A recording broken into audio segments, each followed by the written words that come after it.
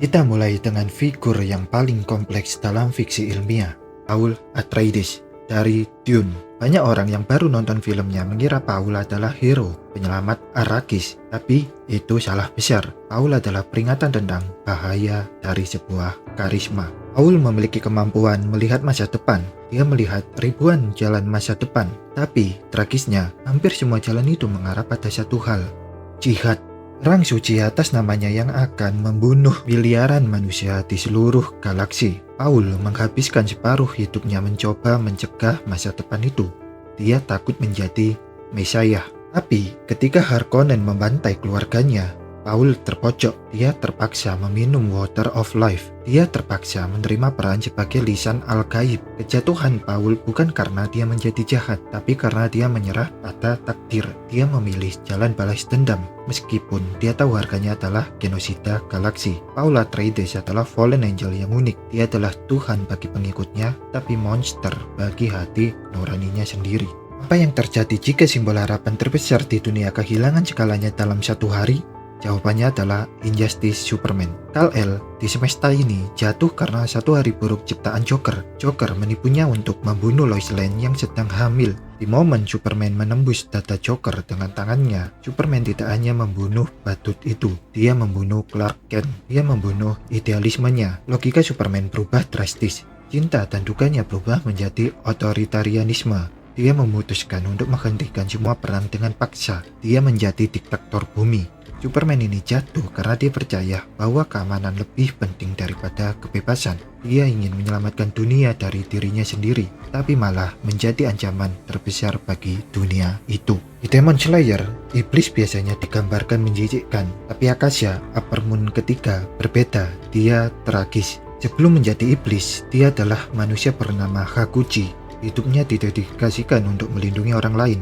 Ayahnya yang sakit dan kemudian tunangannya Koyuki serta gurunya Keizo. Dia ingin menjadi kuat bukan untuk membunuh tapi untuk melindungi. Tapi dunia merenggut segalanya. Racun membunuh semua orang yang dicintainya. Muzan datang di saat Hakuji hancur dan mengubahnya menjadi iblis. Ingatannya dihapus. Yang tersisa hanyalah insting. Akasha bertarung selama ratusan tahun membunuh Hashira, tapi dia lupa kenapa dia ingin kuat.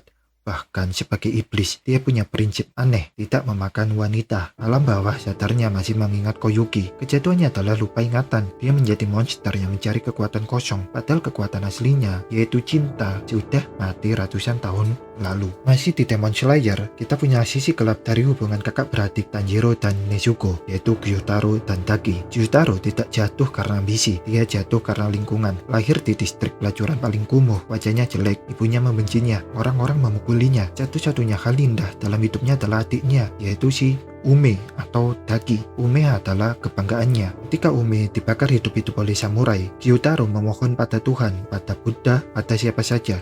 Tidak ada yang menjawab. Yang menjawab hanyalah iblis. Gyutaro menjadi fallen angel karena dendam murni. Dia menjadi penagih hutang yang kejam. Dia tidak pernah menyesal menjadi iblis karena hanya sebagai iblis dia bisa melindungi satu-satunya hal yang dia cintai.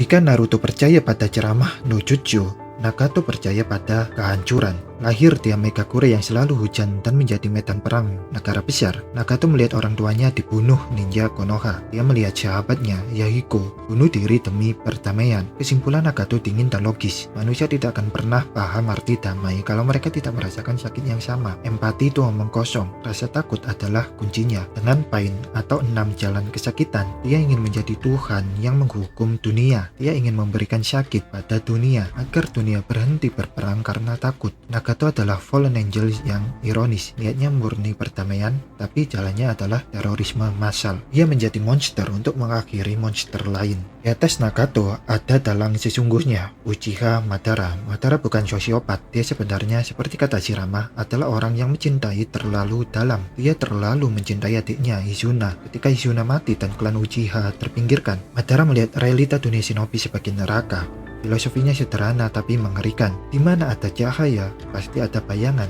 Selama ada konsep pemenang, pasti ada pecundang. Madara tidak ingin memperbaiki dunia seperti Naruto dan Hashirama. Dia ingin membatalkan dunia. Rencana Mugen Tsukuyomi-nya adalah bentuk kasih sayang yang terdistorsi. Dia ingin memaksakan mimpi indah abadi kepada semua orang. Tidak ada perang, tidak ada kematian, tidak ada yang kalah. Madara jatuh karena dia menolak menerima ketidaksempurnaan hidup. Dia adalah Fallen Angels yang ingin menjadi Tuhan mimpi karena dia membenci realita. Kita sering mengira Ghost Rider adalah setan dari neraka, tapi identitas aslinya jauh lebih tragis. Zeratos, roh yang ada di dalam Johnny Blaze, dulunya adalah malaikat keadilan. Dia diciptakan Tuhan untuk menghukum dosa, tapi Zeratos menjadi korban dari pekerjaannya sendiri. Dia melihat begitu banyak dosa manusia, begitu banyak kejahatan sampai dia menjadi gila. Dia menjadi fanatik. Baginya berbohong kecil sama dosanya dengan membunuh.